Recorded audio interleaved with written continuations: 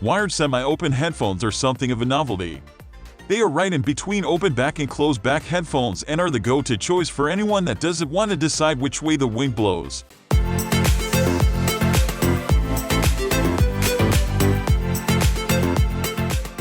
Many closed-minded closed-back headphone extremists who dwell too much on the differences between open back and closed backs would argue that these semi-open headphones are just open back headphones with a new coat of paint, and considering the poor noise isolation and sound leakage capabilities, they might as well be. However, it's unfair to judge these devices without taking the plunge and checking out how they sound. Although many would consider this semi-open Superlux HD681 to be the gateway headphones to the more natural-sounding open-back headphones, the design and build quality of this bad boy leaves a lot to be desired. Right off the bat, I'm gonna say it, these headphones look cheap. Everything is made out of plastic, and no matter the red accents and the cool-looking adjustable knobs on the headband, this pair of headphones are not what you would want to impress anybody with. The ear cups are large enough to fit most ears. Nonetheless, the cushion covers look very bland and the stitching around the earpads is very ugly, and the manufacturer should fire Leatherface for doing a very horrible job.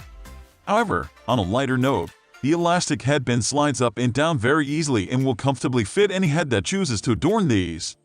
In regards to the build quality of these headphones, all I have to say is that Superlux, or whoever the manufacturer is, did a pretty lousy job by adding all plastic components to the design.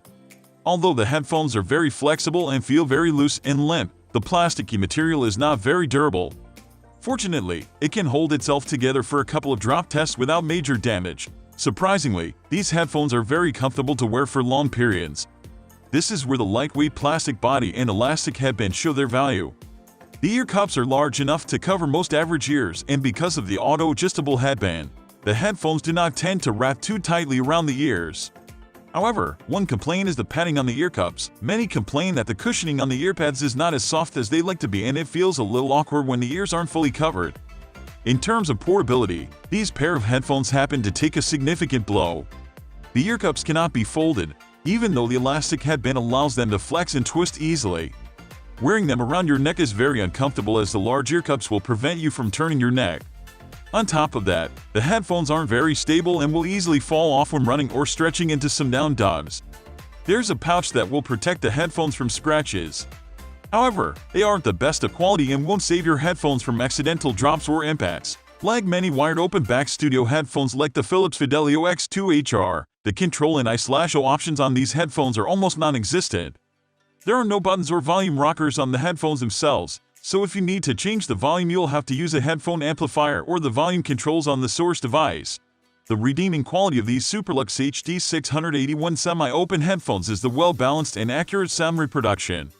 The bass reproduction is very impressive and there is no distortion or unwarranted modifications. The mids are also very impressive and reproduce accurately with minimal distortion.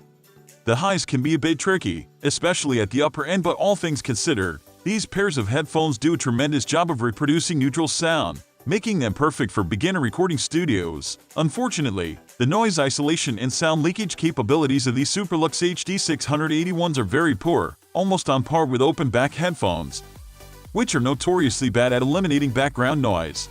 So if you're ever using these for studio work, make sure to soundproof your recording studio adequately. The Superlux HD681 is not perfect by any means. It's got a lot of quirks that prevent it from being a solid all-rounded pair of headphones.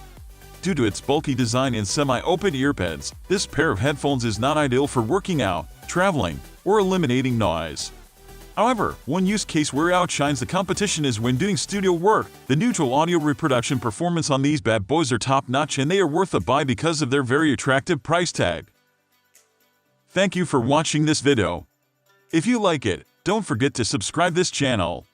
And leave your comment in the comments section below. What do you think about this particular model?